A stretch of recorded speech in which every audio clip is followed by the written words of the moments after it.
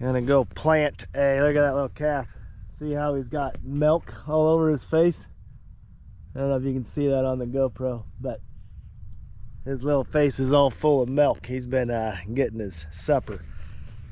So anyways, out here today, I've got a old couple of buckets here, or old pails we got some mums in, I believe, years ago. And so I'm gonna take these and we're going to dig up a pecan tree that's underneath of a power line. But to do that, we got to go get the supplies. So let's go down here to the shed and see what we can find. Walk down here, see what we got. Had to keep that latched. Had to keep that latch or the dogs get in underneath there and dig holes trying to catch mice inside of the wood pile. So always got to keep that latch. Let's see, what do we got here? I think that one ought to do the trick. So this little tree right here, there used to be a little line here that I had some berry plants in at one time. But this little tree just kind of took it upon itself to grow up in here.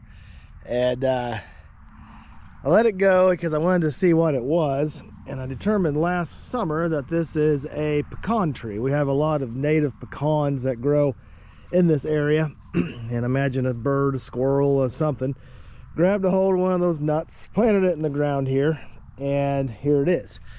The problem with that is that right above this tree, if you can see it there, is a power line. So that is no good. So we're going to move this little tree to somewhere else where it'll have a better chance, because it gets in the power line. That's no good. So we're going to take this out, dig it up. It's winter time right now, even though it don't look like it, but it is. So we're going to take this out and we will get it dug up and get it in this little bucket. And then hopefully tomorrow we'll take it up and we will plant it in a better spot. So Sadie says there's probably an easier way, right? That's right.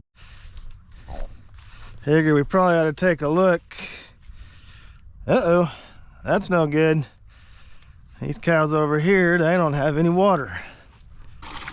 There we go.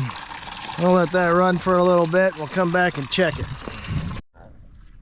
Well, I figured while we had the shovel out, we just as well as get rid of some of these thistles that are out here. So the secret to digging these things up is you got to get the root. Hear those rocks down there? The ground is so rocky around here. So you got to get the root out, and then you got to flip it over. See that big old tap root on that thing? See that big base? It's right there is where it stores all that energy, and if you don't get that out, it'll just come up again. These things are all through here. There's one, and that little itty bitty baby one right there. Well, I think we got them all. Every time I think I got them all, then I end up finding another one, because those things hide pretty well. But we surveyed this whole area,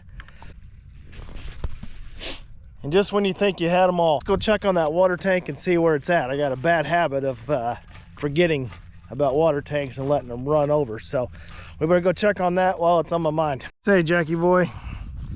Huh? What do you say? You don't know, do you? Oh my goodness, yes. Let's see what we got. Ah, just in time.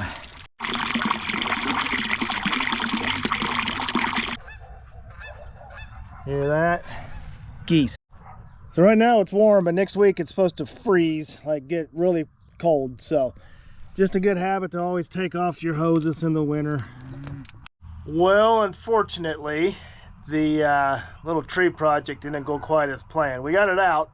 However, the taproot was pretty damaged. So I figured we just cut our losses and try something else. I got a whole bunch of actual pecans So my hope is to go up in a couple days or so and get those in the ground. Well, it's about that time of night.